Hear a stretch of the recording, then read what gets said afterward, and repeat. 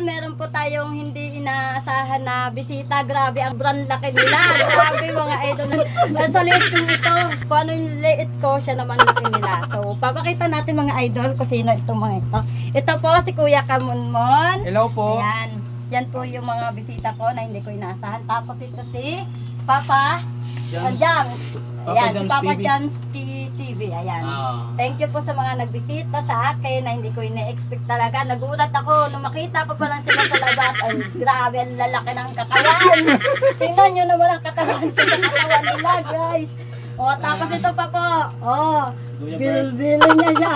Mabait naman si Kuya. First time ko lang po sila makita tatlo. So, maraming salamat po. Kuya, ano nga palang name mo? Gilbert.